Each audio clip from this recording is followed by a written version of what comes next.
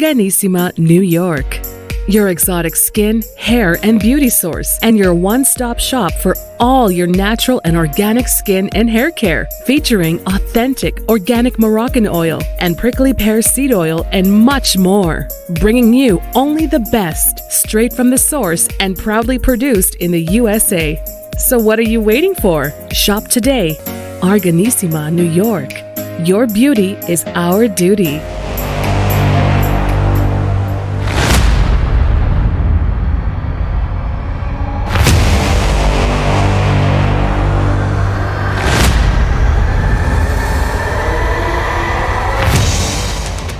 Folks, welcome back to the iHealth channel, iHealth Radio, with your host, Hurricane H. New day, new show.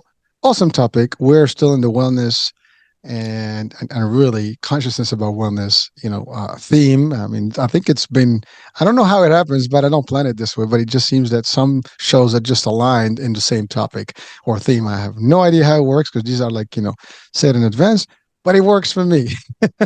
And it's just almost like an awareness week. But today, we're going to talk about something that's important to ourselves. And with me, I have Rachel Lavin. She's a published author. Her book, interestingly, The Donut Diaries. Now, we got to talk about that. That's a big one. I mean, donuts, hey? We're the health channel, but hey, there's more to this, than meets the eye here. So she's a professional speaker. She's a body love educator. And that's the biggest part that we're going to talk about today is how to love yourself for who you are. And if you're having a difficulty with it, or you haven't been able to just manage that part, I mean, because it is sometimes difficult with all the peer pressures and everything that's going on in the world. That could be difficult. But today we have the expert. She's also a certified personal trainer, a certified health coach. So she's a lot. And so Rachel, welcome to the show. Well, thank you so much for having me. This is going to be a good conversation. I already feel it. Oh, it will be. I enjoy this stuff. I know you're passionate about it. And my passion is just, I want people to feel good and be good and just live a happier, healthier life. And that's really, the main purpose of what we do. At least that's that's my purpose here. But I know that that's aligned with yours. Now, before we get into the book, you really have been doing this for a long time. Yeah. So let's talk about your journey that got you into the book. Because I know the book is not fairly new, right? It's been around. It's about 2 years old now. Okay, it's been October 2021. Okay. Well, so let's take us, from before how you got into this whole world. And I know you have a story behind, the whole thing. So let's guide our audiences to it so they get closer to your passion. Okay. Well, I have always wanted to help people. I've always loved movement. I was an ice skater, a dancer. I was always moving. And I knew sitting in an office was not for me. And so I had to figure out what could I do that encompassed all my passions. And I decided that I was doing jazzercise with my mom at the time. I became an instructor. So I was teaching classes.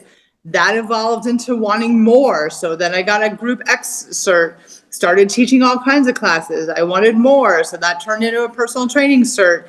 And I've been doing all of this for over 20 years. And now, like you said, I've added author to my resume. Well, that's a lot. And I love what you said about movement. I don't think as humans we're meant to just be sitting down. I mean, I don't think that's how we're designed. We're designed to be really active and working and moving. But unfortunately, it seems that the workplace and the work world and how we're supposed to do has been more of that. And a lot of times people don't have at least they don't have the perception of time. They do have the time. That's a whole discussion. But they find themselves caught into office space and things like that, and maybe tired. They go home, they're on the couch, relaxing, whatever. And then the weekends, they might do a couple of things, but it's not enough. And so movement is important to living healthier and better. But you chose the route of exercise and teaching people and doing classes and really helping. By the way, I do have a Fit and Fab, channel, and this will air there as well. And really, it's all about fitness and wellness, and just getting people, into the modalities of just movement. And we talk about that in the channel. So today it's really health, wellness, fitness. It's all going to be there. But that's important because, to stay healthy, there's a lot more than just, it's not, most people think I got to get diet. And we're going to talk about that. I think that's a core discussion in the book. But then there is the other stuff, which is what you just mentioned, the movement, the fitness, the action, the taking, like, you got to be busy with your body. You got to do things with your body. It's, if you settle down, it's an issue. Now, then there's the weight loss, the weight problem. Sometimes when you sit for long days and for long years and you just work around the computer, and a lot of today's world is around the desk, even though they have all these new, stand-up desks that you can kind of stand with, it's okay, but it's not really that movement, that you want, and it's not enough to actually burn, your calories and get your metabolism kicking and things like that. So there's a lot of, components to this discussion. So you did that for 20 years. I'm sure you've changed a lot of lives. and that's got to feel good, right? That that you've helped many people stay healthy, sometimes even like get them to recuperate after whatever they went through. It's also good for your brain, and your mind, and your stress control and all that stuff. So it's a lot of stuff that we do when we talk fitness and wellness. I mean, it's not just like I said, just about the food and the diets. But now let's break down the component of the book. You went the Donut Diaries. Why specifically? I mean, I love it. It's a catchy title. I mean, but there's got to be a reason for that particular title. I mean, donuts is really something that people crave. Unfortunately, it's part of today's culture. At least in the States, it's pretty common that people get a donut here and there, or whatever. But this is beyond that. So what drove that title? Well, I have always had just fond memories of donuts. It was something that I did with my uncle, and it was something that was a treat, and there's no shame or no, bad connotation to it. And as you grew up to be an adult and you learned, I got to restrict. And of course, donuts are foods that end up on the no list. And so and I loved them. I really did. But I just felt like it was something I could never have again. And when I decided that I was no longer going to restrict food in general, I wanted to have a healthy relationship with all foods. A donut was the first thing that I allowed myself to have coming out of restriction. And the only difference is that I took time to sit, to enjoy, to savor. I didn't rush the process. I didn't shovel it in my mouth. I just enjoyed it. And then I went on about my day. And I realized right then and there that I had been torturing myself mentally for so long with all kinds of foods. Oh, thank you, Rachel. Well, so there's a lot of schools of thoughts about, food and diet and stuff. And, you have some strict folks that are like, diet is this. And I've had plenty of trolls about that. But then you have also the I guess, the logic that you can have cheat days. You can maybe get things that are, that you crave because you live once, right? You don't want to deprive yourself. So there is that school of thought too, so there is a little bit of all extremes, in all levels. And so I like what you said, like when I stopped the restrictions, because that's what it is. I mean, when you really want to be like fully into it, I mean, you do cut a lot of things. And sometimes, you just can't help it. Things are around you and you get those cravings, and out of sight and of mind. If you were in a place where there's none, you probably wouldn't think about it. But you're probably going to, I don't know. But I mean, if you can't get them, I mean, you might think about them, but you're not going to be excited about them because they're not available. But when they're around you, that may be a challenge, right? But we can't escape them these days. Doesn't matter where you are, actually.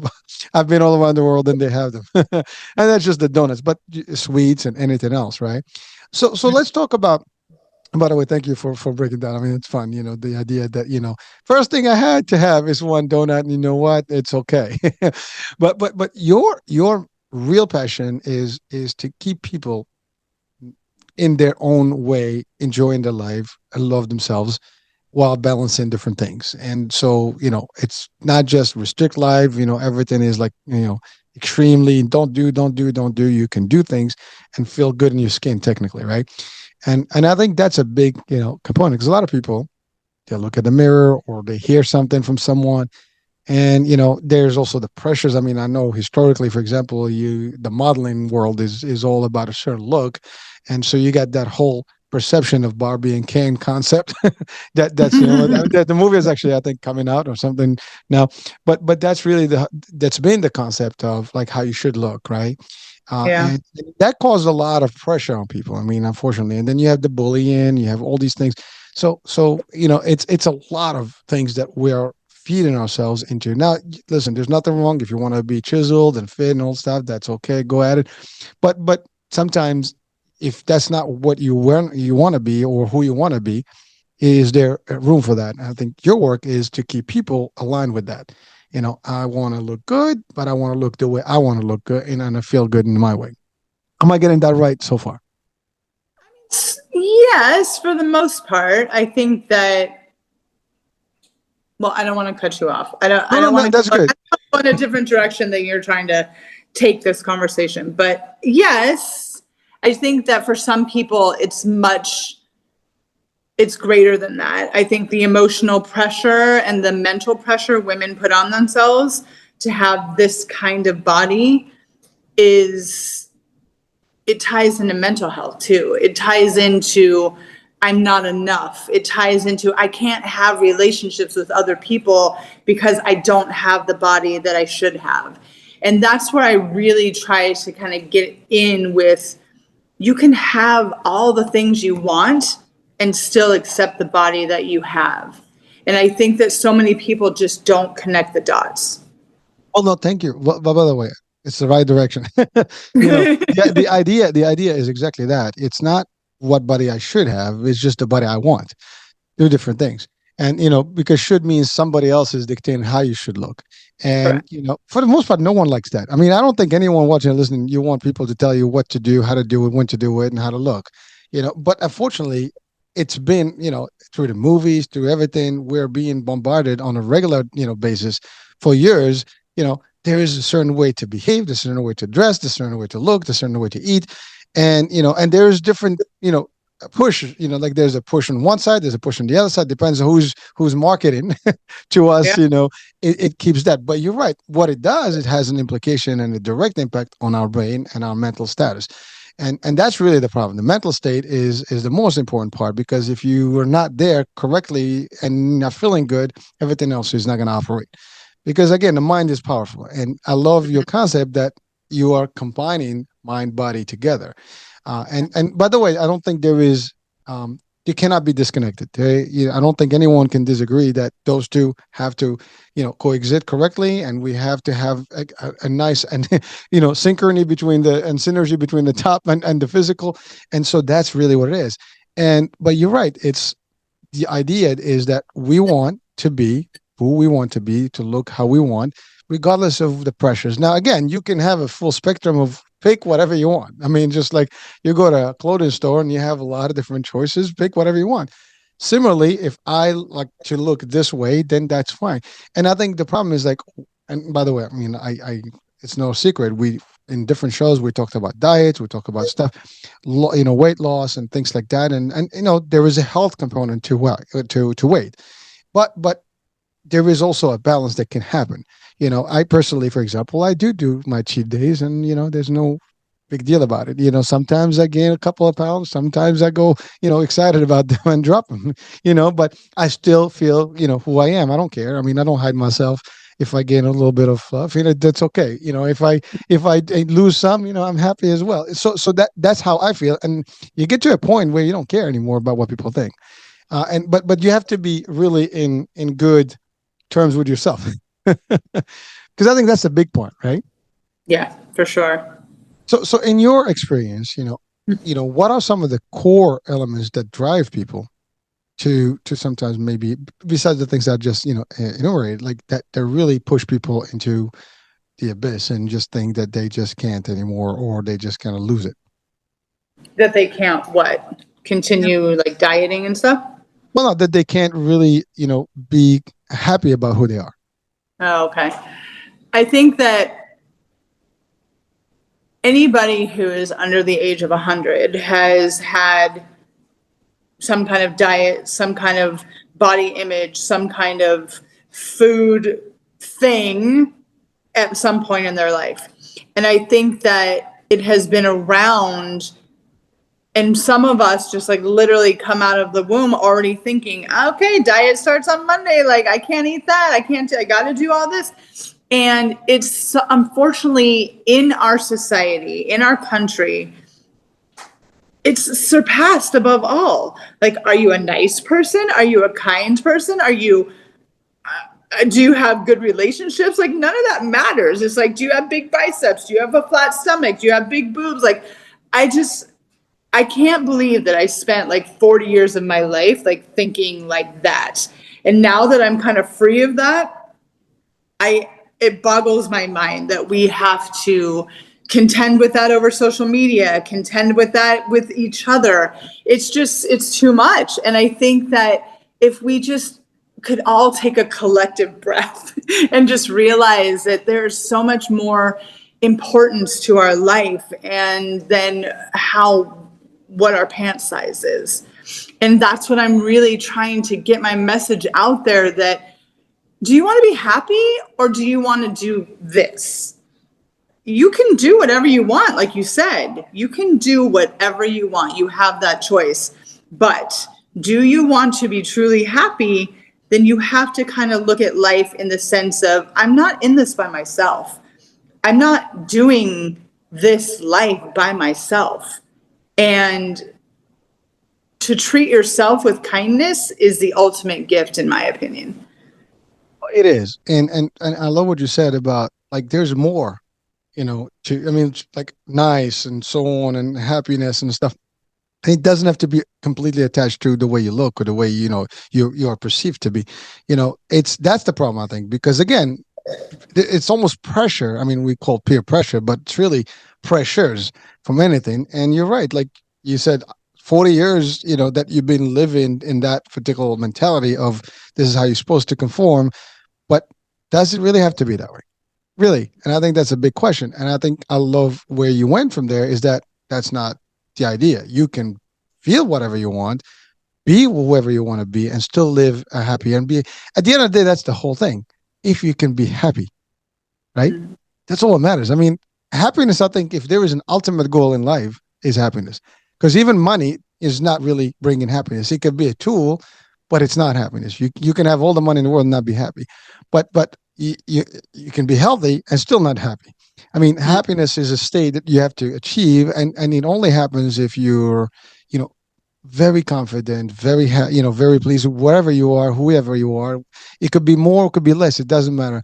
You don't have to subscribe to like what a definition of how to look. Whether you're handsome, pretty, you have weight, you don't have weight, all that stuff. As long as you're comfortable, you're again in your skin. That's all that matters. And I think when you get to that level, you're beyond everybody. But it's a hard status to actually achieve because again, you're not alone in this world. I mean, and constantly you're going to hear it, or you're going to have people look, or you have, and then you're like, am I doing, then you have also, obviously you have to look at the health piece of it, and you still got to stay healthy. Now let's talk about that. You help people really enjoy themselves, basically get themselves to believe and love who they are. But you do help them throughout the other aspects, because you can't have it without making sure that they have the other fulfillments. So what I know I've read something where I believe you do a whole thing about nourishment, so that the mind and the body, as well as that movement and rest. So there is a component of exercise. There is a component of nourishment, which means basically eating a certain way, and then definitely rest. So these three things have to always happen. And by the way, they're the same theme. The same theme that I hear all the time, even when we talk diet and nutrition and fitness, these things continuously happen. Even when we talk mental health, these things have to happen. You have to have the right nutrition or nourishment. You have to have the movement, and you have to have the proper rest. So how do you work all that, for our audiences, like, the people that you work with?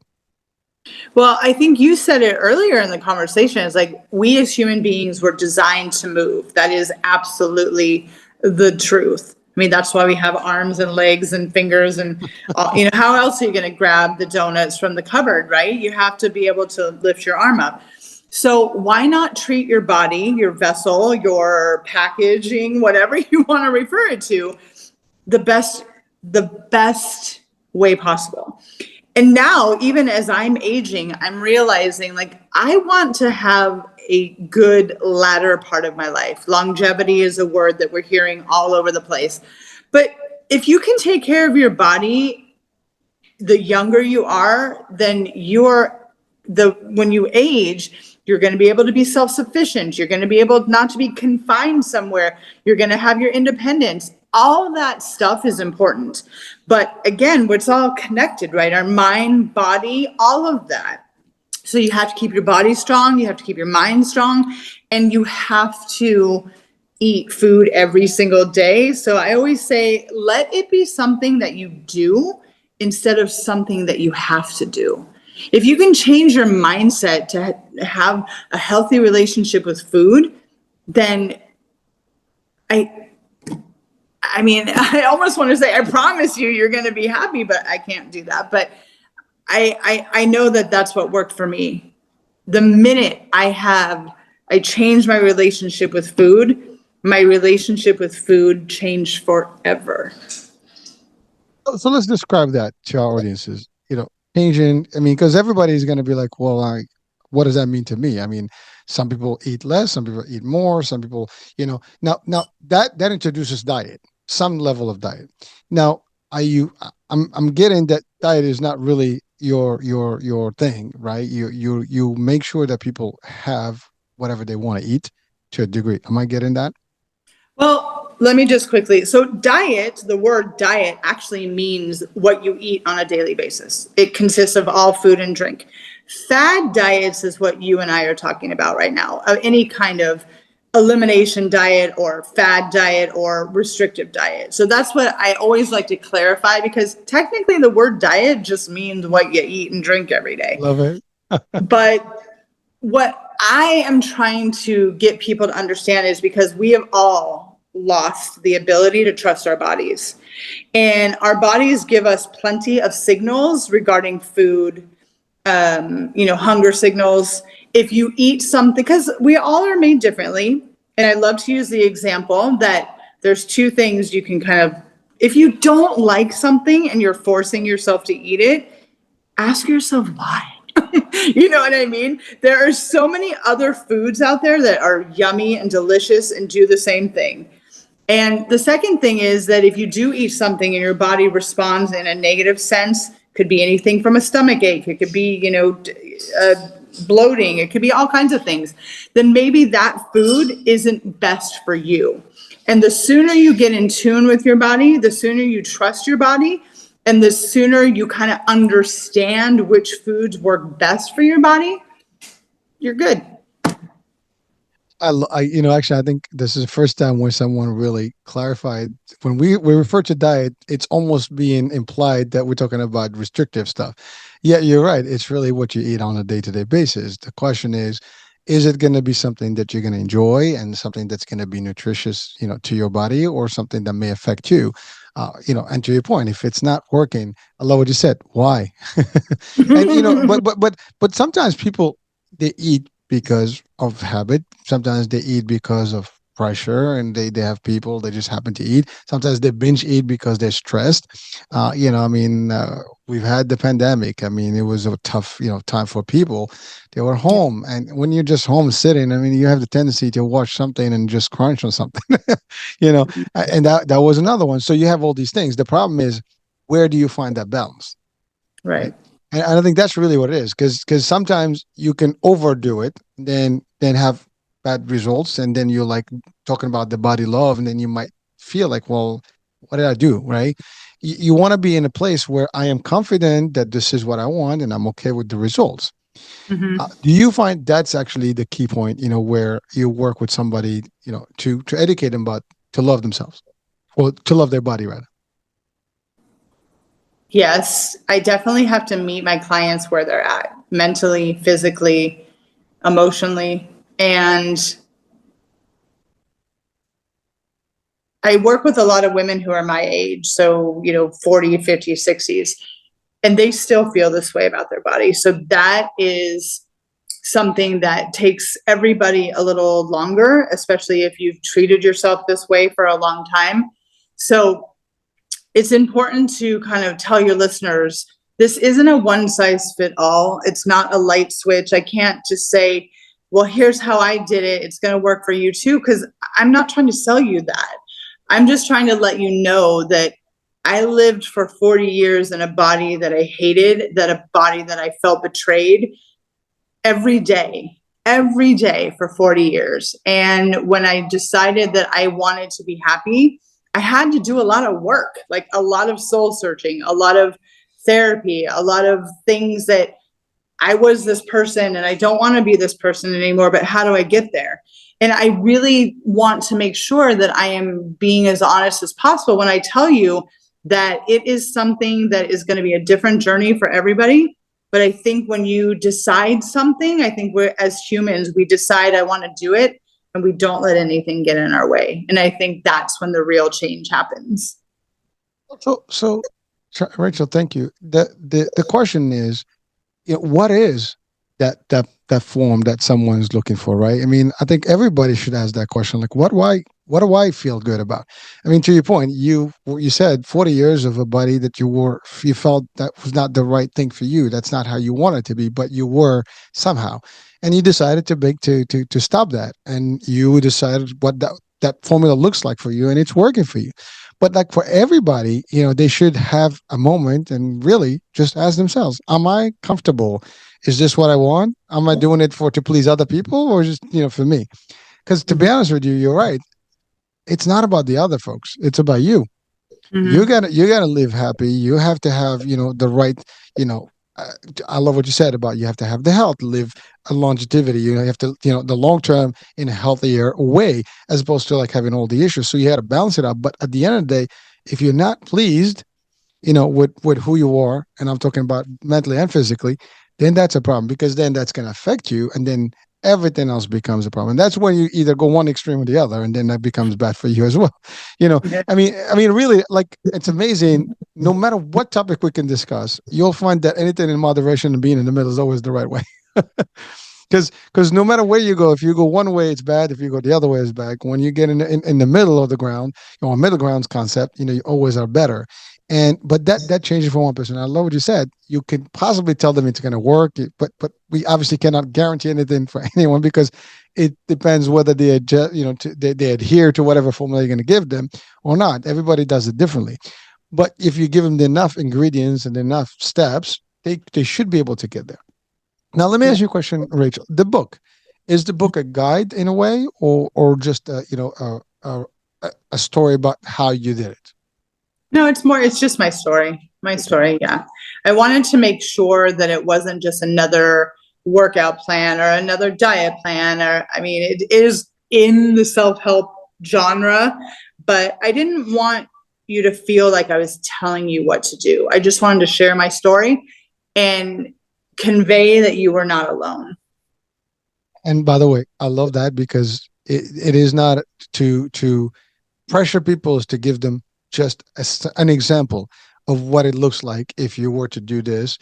This could be it. And there's nothing better than, you and I, we had that discussion about books, and those are legacies, and those things can stay forever, and they can change somebody's life. Sometimes you just need to say, like, I'm not the only one, mm-hmm. And I think that's the other thing. Some people think that they're alone. There's no other pieces, or they just, well, maybe this is not my route, but I can't find another one that actually kind of matches where I want to be. But when they read something such as your book, they'll be more like, oh, I can vibe with this. This is good. And that's when it makes a difference, and people can change. Now, you are currently a certified personal trainer still. Do you do any of that today? Like, I do a handful of my New York clients virtually, but I have not actively sought out doing it here, just because I really am trying to kick this like book thing off the ground and really putting all my effort in that. Okay. And you also do the health coaching currently. I love it. That's a good one. All right. And again, it's just, the reason I'm asking is that some people may just say, hey, maybe I can use your services and maybe have you as a guide to help me. Because I mean, a lot of people are sometimes really in need of someone to be there for them. And when you hear that somebody can really give me some good advice, they'll be more than happy to join, right, the discussion and potentially reach out. So thank you for that. Now, body love. You're an educator for that. So beyond the book, how do you, if someone is with you working right now, what would be the steps you would go with them, you know, to help them kind of really fall in love again with who they are? Well, I definitely am there to support, to guide, to share, but this is a partnership. Like, I cannot do the work for you. And I know that so many women, when they kind of hire a trainer or hire a coach, they're literally at their wits' end because they feel like they've already done it all. But I think the one thing that they skip over, and we talked about this a little earlier, is you have to deal with that emotional trauma. Like, you don't feel this way about yourself for no reason. It's years and years and years of experiences, or one experience that really affected you. I hear women all the time say, when I was 7 years old, someone told me I had big legs. And so now I do 8,000 squats a day because I don't want to have big legs. I mean, just that one thing that someone can say to you about your body that will screw you up for your whole life until you make that choice. I'm not going to believe that anymore. I'm going to believe that my legs are perfect and that I'm exercising because I want to feel good, I want to be strong, and I want to be healthy, not because I'm trying to change the way I look. Rachel, that's a big deal, right? I mean, I think everyone, I mean, I can say it myself. I've been told things, since you're a kid, there's always someone that's gonna like find something that they're gonna. There's no such thing as perfect, right? They're gonna find something even just for fun, and they're gonna say it. Now, sometimes you might pay no mind to it, but sometimes it may deeply affect you. And it gets into your subconscious and it stays with you. And you're right. You might react to it without even knowing that you're reacting. As a matter of fact, I did a show about the subconscious, and I mean, a lot of that stuff is really what makes who we are. And we get all that programming in the back end, and it's affecting how we behave, how we do things, and sometimes we go crazy because we have been almost programmed to or reacting to a program that we did not feel good about. And someone can tell you something in your childhood, or anytime you're going to go to work, you're going to a store, someone makes a comment, and it can affect you. It is amazing. And so Rachel, what would you say to someone watching right now? Listen, as a good advice not to do when someone tells you something. I love to tell people to create almost like a force field around themselves, and that negativity is just our way of communicating with people, unfortunately. And the more that we can turn that around and send kindness into the world, but have strong boundaries. Like, if someone were to say something about my body now, I have the language to say, my body is none of your business, or my body is not up for discussion. And I also believe that, we have to have our crew, right? We have to have people we trust. We have to have, or a therapist that we can trust and talk to and get it out. I mean, the longer we keep that kind of stuff inside, like you said, that's when we build our belief systems on something someone else said, someone that probably doesn't even know me. And so I think that if we have not only a strong foundation of loving ourselves, trusting ourselves, but also a strong foundation, whether it be family or friends or, professional, I think that we can let that stuff go. It is so important to just let it go. Yeah. Well, thank you. I mean, I love what you said about that force field. It doesn't go through it. You have to get to a point where I don't care what you say. It's not phasing me. You can throw it just like poof, and it's like, we're Star Wars movie, right? It bounces off, it bounces back off. And really, but it takes a level of real passion about yourself, believe about yourself, confidence. And also I love what you said about having that entourage, the system, and be able to reject those. Don't take it from people. A lot of people will take negativity from others without, giving back. And that have impact because it stays with you, like, it irks you, like, God damn, I should have said something, right? And then it goes a long time, and sometimes it just lingers in the back, and then you might react the wrong way some other time. So the idea, if someone comes to you is like, I love what you said. My body is none of your business. I love who I am. You're not making a difference. Just go on, move on. And if you get to that point, you can change things. And people watching and listening, I mean, doesn't matter how you look. It doesn't matter what you feel about yourself. There's someone that's gonna just not, really see you for who you think you see yourself, and then they're gonna throw in something at you that you probably, if you're not prepared, is gonna affect you. So be prepared that, what, if you look at yourself in the mirror, it's like, I like what I see. That's all that matters. That's it. Not for other, but for people to look at you like, say, he does, she does. No, it's about you. And I think if you get to that point, you're done. I mean, you really have it to the science of like, I am who I am, and you're none of your business. It's not fun. Like when you can get to the point where it's like, you know, like, in the Brooklyn, when we do that, go away, yeah, forget about it. That kind of concept. That's the whole idea, right? You can get to people and tell them off. That's a sweet place because you're like ahead of the game. But when you feel that you just have to accept, whatever is coming your way and just absorb it because you don't have the comeback or you don't have the confidence to stand to it. I mean, again, like bullying. I mean, in bullying, that is a type of bullying, by the way, when someone comes to you and tell you something about like, who do you think you are? To tell me how I feel about myself and how I should look. Just look at yourself in the mirror first. I mean, that's the thing. People tend to look at others, but not like themselves. They look physically and mentally. Oh, sorry. That's what I was going to say. A lot of that comes from self-projection. Like they obviously are just projecting their beliefs onto you. And, you really have to kind of create a mental toughness about yourself, especially in this day and age. Like I can't even watch the news anymore because just the violence that people are putting on each other, whether it be verbally or physically, I cannot believe that that's where we're at. It is sad, unfortunately, and you're right. I don't know, we live in a time that is, I mean, it's always existed, but I think somehow we're just, people are suffering. I think that's what it is. I mean, there's so much stuff going on in this world that just, I don't know if it's in the food, if it's in the air, or it's just the stress and the environment and all the stuff that we've been enduring. People are just not, they don't know how to handle it. And some people, they just try to cope with it anyway. And sometimes it comes out the wrong way. And to your point, they project whatever their weaknesses into others because it makes them feel good. It gives them a little sense like, I got this, I'm stronger. But that's just a false sense of strength because you don't have to do that to actually know that you're strong or not, and you have to look at, would you want to be treated that way? See, that's the other part. Yeah. Well, I mean, people who have any kind of self-awareness or consciousness, I mean, hurt people, right? And I think that if you, and I'm going to say it again, I have just seen from being an angry person, from just being a completely miserable person, to being happy and to being kind and to wanting good things for other people, my world has changed.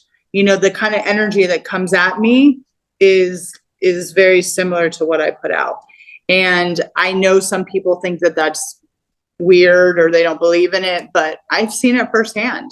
I mean, I was such a nasty person. Like I can't even convey, like, I just was always so angry and felt like the world was out to get me and that I just wasn't happy. And when I changed my mindset and changed my life and changed who I was, if I said that to somebody, they'd be like, there's no way. There's no way. It's like, yeah. No, so Rachel, let me ask you a question. I mean, the people that knew you, like the family members and maybe like your immediate family, I mean, I'm sure they've observed this sudden change in you. How was their reaction? Like, can you bring back a Rachel, or they just love the new Rachel? I didn't really give anybody a choice. Okay. This is who I am. This is what I've gone through. This is how I'm choosing to live the rest of my life. You can either stay in my life or you can beat it. Like, I really was not going to let that pressure of what other people's expectations of me affect what I was doing for myself. I didn't I mean, other than a few people who were, colleagues or friends or whatever, probably have no idea that I've become this person, and that's fine. But I don't think anyone really objected to it or distanced themselves from me. I mean, would you? Oh, but you said you were, not very, happy, and you were, stressed and all this stuff, but you became a different person. So your energy now is better. Your energy Yeah. is positive. And I think so. From the real in question is really, you're probably now more, what do you call it, attractive to these folks, because you are projecting so much positivity. Like, oh, we want to be around you, Rachel. Now you're for lack of better words, you said you were nasty. Now you're a better person, so they just kind of like gravitate towards you more than ever. Maybe before it was like, I don't want to deal with Rachel, but now they Yeah. want Rachel in their circle. Yeah, Uh, that's true.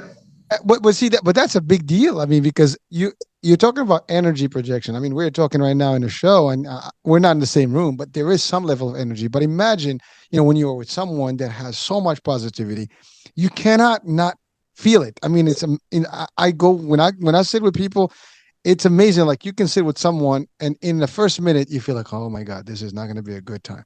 And then you sit with someone for 2 seconds, like, wow, this is it. I mean, there's just a level of energy that projects, that you just kind of feel the vibe immediately, and that's actually a big difference. That's really where people thrive, and you gotta almost realm yourself around the same energy at all times. And when you said the entourage, the whole people that are around you, they don't subscribe to your world.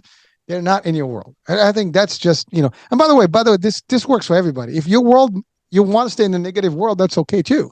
You have a freedom to do that, but just, you're going to find yourself in that same vibe, and that's all there is. And you're not going to be happy. And by the way, someone can probably argue with me like, well, I'm happy the way I am. You probably are. But here's the fact, if you talk psychiatry, you cannot, the happiness is happiness. You can't say that it's happiness when it's not. You know what I'm saying? You can, positivity is positivity. You can't say I'm positive when you're not. And so there's certain things, those are realities. And so we have to just be clear about that. If you're want to be miserable and you want to be not happy, no one's going to stop you, folks, right? And that's okay too. I mean, it is a choice, but you will suffer more. You will have more difficulty, and you'll find yourself alienated sometimes. And people are always looking at you the wrong way and giving you the lip. But if you project positivity, there's nothing they can do. They're just going to be like, they embrace you faster. And so you'll find yourself, and by the way, even if I'm an only child, Me too. oh, there we go. Hey, I could literally, just be alone for days, and it's not going to impact me if but I'm also a people person. You Yeah. see, I can thrive well with the crowd, but I also can just literally just, close up, and, I'm cool. I could be, driving solo for like, from Canada to Florida, and I wouldn't even feel pain. Just put some music on. But it's just how you choose. This is choices in life. But this is, again, you got to love your body. You got to love your person. And by the way, again, if your choice that I don't care what people think, I am who I am. I want to be a nasty person. That's okay. By definition, you're happy. That's what makes you happy. Go ahead. But I understand that you might not connect with a lot of people, and you might wonder like why I'm not connecting with people, and that's probably why. But if that is, again, we're talking about the same theme here, and it goes for both sides. If that's your choice, and you're looking in the mirror and you're still comfortable who you are, great. No one's going to take that from you. But seriously, right? I mean, the idea is that whatever you look good in the mirror, you feel good about yourself or your spirit or your personality. It doesn't matter. And by the way, we all kind of drive that idea that we are it. We look at ourselves. I mean, it's just human nature. Everybody is looking at me, myself, and I first, and the rest of the world is irrelevant. But understand that we don't live alone. Even if you choose to actually be closing on around the world, you still got to deal with people. And, at work, you have no choice. I mean, we have policies, in these jobs, right? And you have to be sociable to a degree. You don't have to talk to everybody and smile at everybody, but you still got to go to meetings with people. You still got to be nice, play nice, in the sandbox. All these things, I mean, are going to happen. So if you change a little bit about yourself, that's fine. But if you don't, and you're happy the way you are, be it. I mean, again, we kind of, veered a little bit into like just personality stuff, but really we were talking about just, the body. But really the concept is you're happy, you're happy. You're happy Yeah. about who you are, what you're looking at. That's good. And you should not allow someone to tell you how to, and by the way, I admire people, that are very comfortable with themselves. I see a lot of people, some very slim, some not, and everybody's happy. And you know what? It's fun. There is no pressure. Like, I'm good the way I look. I don't need to look like him or her. I just look the way I want. And today, this is how I want to look, and that's it. When you get to that point, it's really liberating. Yeah. I I mean, love that. I love that. right? Yeah. It's true. I mean, Rachel, I love what you said. Like, once you got to that level that you transformed, and this is who you are, and you can care less about the others. You're rich. I mean, you're like beyond everybody. You're beyond the, I mean, really, you get to, it's like the higher being level, right? It's like, whatever. It doesn't phase me. It's like, just like you're transparent, you're lucid, they go right through you. It doesn't phase you. Um, so Rachel, I know you also do talks, Yeah. and I know there's something coming up. Am I getting that right? Like in August, you got something planned? A talk show? Yeah. A talk? I have a workshop I'm doing at the local hospital here. And then in September, I'm doing a book reading at Barnes and Nobles. That's in your area, obviously. Yeah. In Greenville. Yes. Right. Now, do you do virtual programs with people? I also I've been doing some of my workshops virtually for women's groups, and I'm really enjoying doing that. And I'm just really trying to, I know that the keynote speaking thing and the TED Talks are a little further in my future, and that's okay. They will happen. And I'm just gaining experience being in this world and talking to people, amazing people like you, and doing the podcasts and doing virtual workshops. And it's all just kind of taking me to the next level. And so I'm really excited about it. Again, listen, you're doing it, and by the way, this is change. This is the new you. And by the way, this is not you're not doing it just for you now. You're doing it for others. See, that's the other thing. Like a lot of people, when they do something that transforms them, I find it amazing that there's always that need, like you want to share it. Like it's like you have gold that you want to give to the world, right? And you start willingly doing that, and it gives you a different fulfillment. I mean, it's the feeling is different than if it's like you're putting something out there.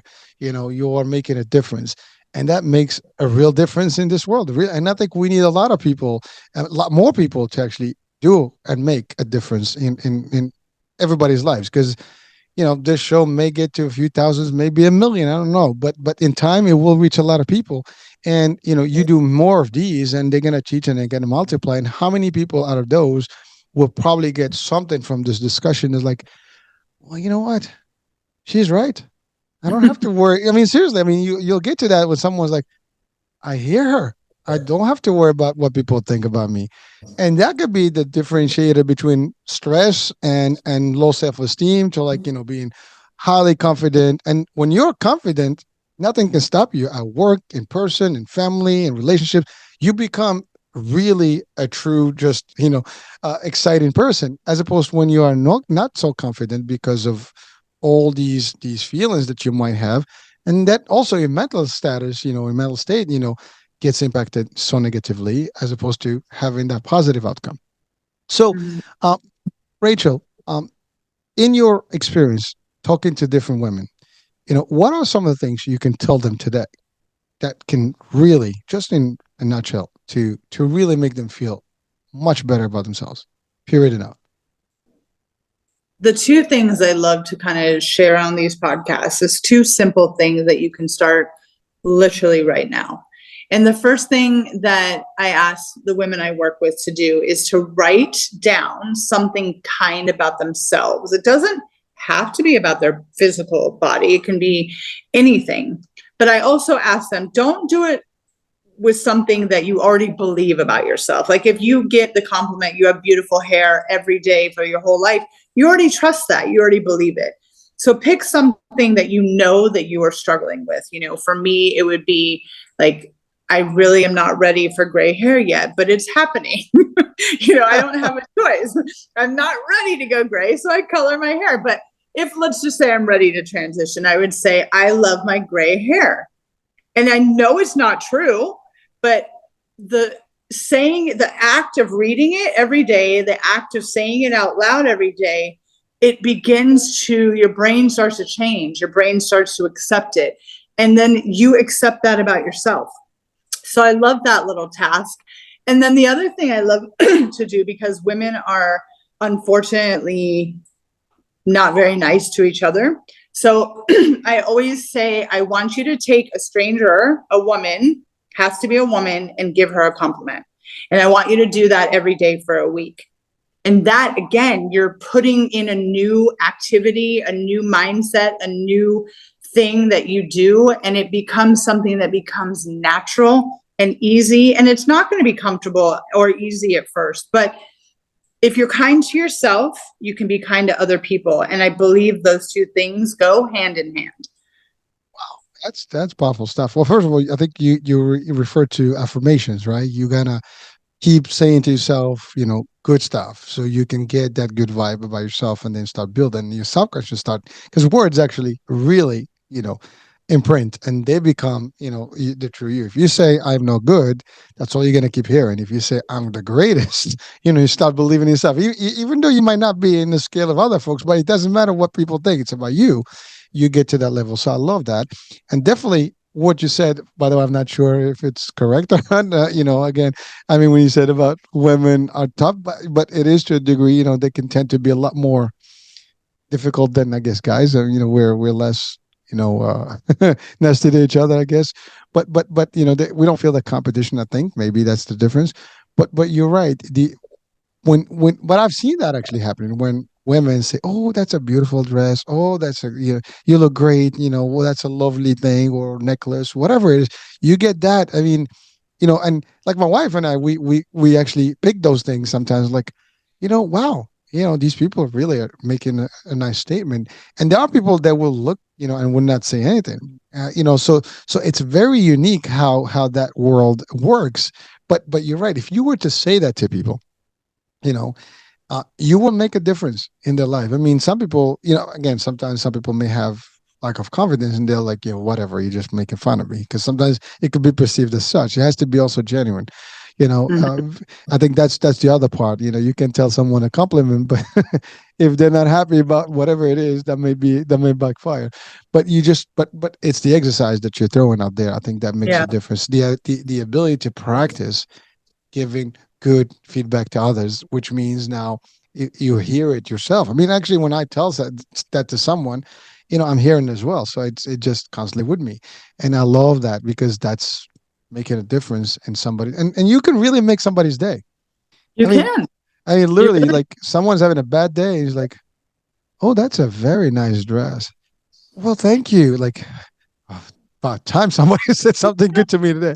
And I think people, they feel seen. And I think that that's really all we want, right? We want to be seen, and we want to be heard, and we want to go through this life together. So I think that by doing that, like you said, you really can brighten up someone's day.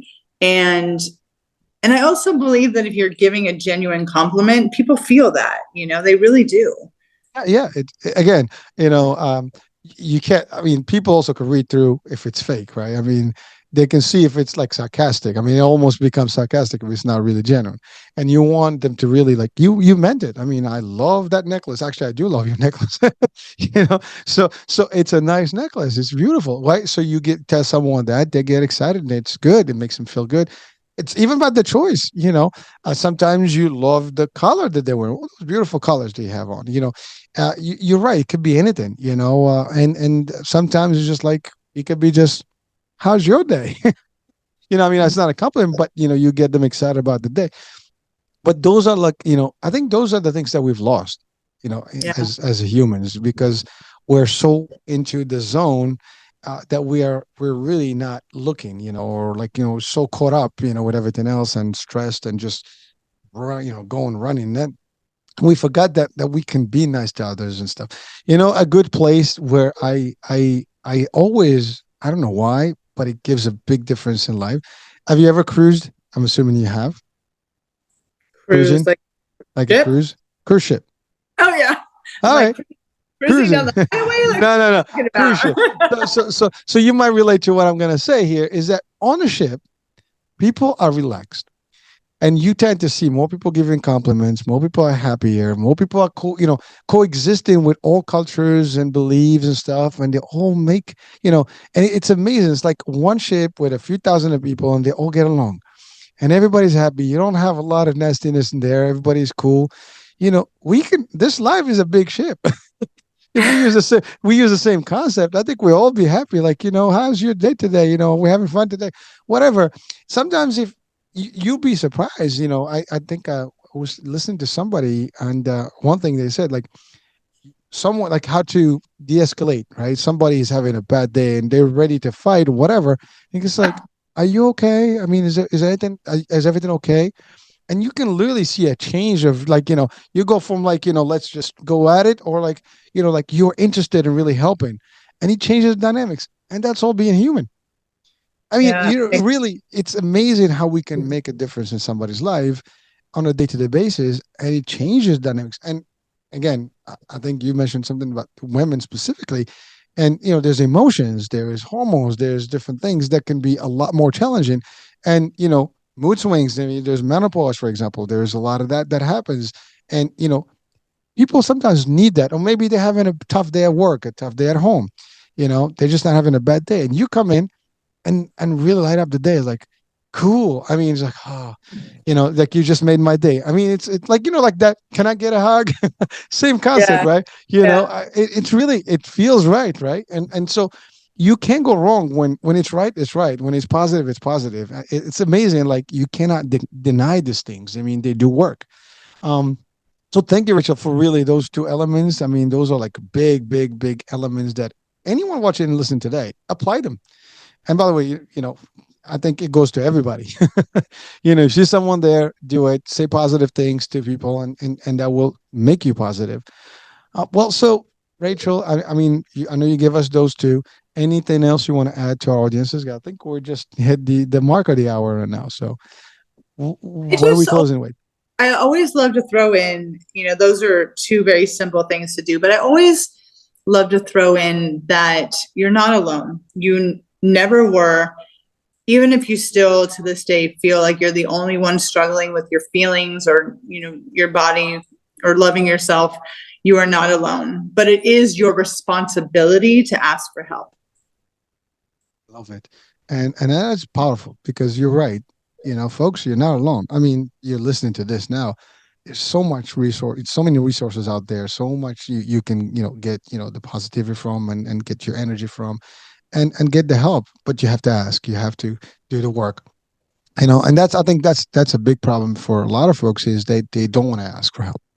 Mm-hmm. People tend to, like, shy away from, like, asking. But Yeah. there's no shame in the game. If you need help, ask for help. And sometimes we all need somebody. There's no one that is beyond that. I don't know if there's someone that can literally live their life without asking for help. And whether you like it or not, that's the fact of life. You're not. We're created so other people can help us in life as well. And I think that's just, I see it. I believe in it personally, and I think that's the thing. But if you're not able to see that, then this might change your mind, because if you hear this, and you might think that I'm stuck, call somebody, reach out. I mean, there's plenty. I mean, you help people. There's your book can give. That's the other thing. You don't even have to talk to someone. You can read a book, and by relating to the story, it can change your life immediately, because, like, wow, I'm not on this alone, right? There's other people that have been through it. And when you start seeing that other people have been through a similar, or like going through the same thing, then you don't feel bad anymore. You actually feel better. Like, okay, there's a lighting out there. There's a light at the end of the tunnel, and things become brighter for you. It's that simple. So, Rachel, thank you so much. I mean, we've had. I hope we had some fun here, and we Yeah. really threw in some good stuff at our audiences. Well, now your site, Yeah. people can get the book from there, and also can reach out to you. Correct? Yeah. So my website is Rachel Lavin Wellness. And my book is available there or on Amazon, which I'm sure it's very easy to get there. My Instagram, Facebook, LinkedIn is all also Rachel Lavin Wellness. And please reach out. I love chatting about all this fun stuff. So I'm always happy to have a conversation. All right. Well, Rachel, thank you so much. And we will have the link on the description of the show so people can link up to you. Hopefully, you get, quite a bit of interactions and, maybe you can help some folks, change their life for better, which is the purpose. So thank you so much, Rachel. Thank you. You're welcome. So, folks, there you have it. We're coming to the end of the show here. I'm your host, Hurricane H. Hopefully, you enjoyed today's show. We'll be talking soon. New day, new show, new topic. Bye for now.